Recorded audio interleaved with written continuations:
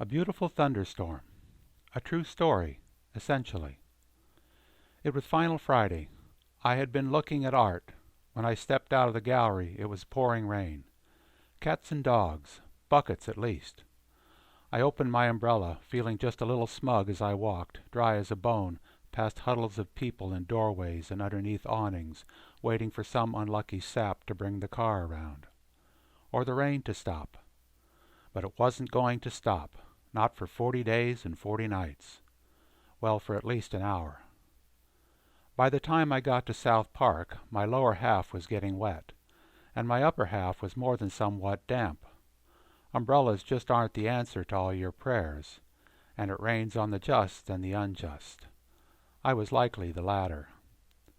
Still, it was a beautiful thunderstorm, raucous, blinding light, fire and rain, the heavens exploding like the 4th of July, and it was already late September.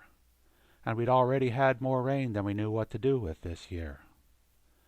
When I got to the Roosevelt Fountain, I saw little white pebbles lying on the concrete around the still babbling fountain. Sleet.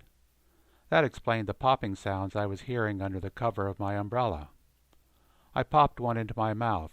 It tasted like ice water. That much I should have guessed. I saw sheets of rain, more like thick veils, swirling around the street lamps.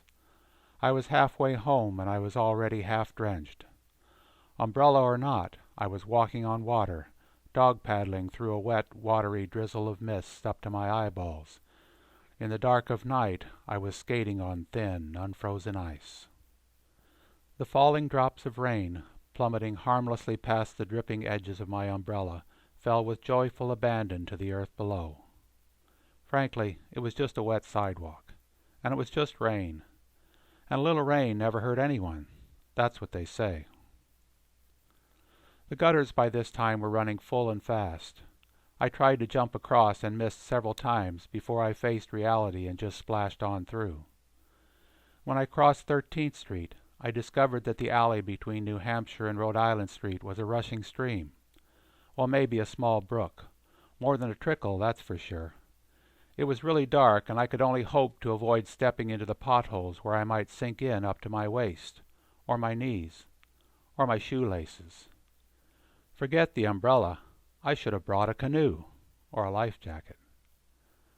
When I finally managed to wade through that Friday night gully washer into the shelter of my screened-in back porch, I was essentially all wet. Essentially. Wet to the skin.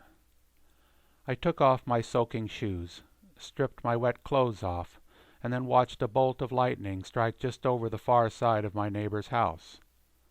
Well, it was a little farther than that, but the boom-booms boomed, loud. Lightning, thunder, rain, the whole works. I looked out at the pouring rain, raining down like... Words finally escaped me. What the hell, I said to myself. I could use a shower. So I bowed my head and ran out into my backyard. I held my arms up to the sky and embraced the universe. It was a beautiful thunderstorm, and I was finally all washed up. You might say that it was a baptism by storm.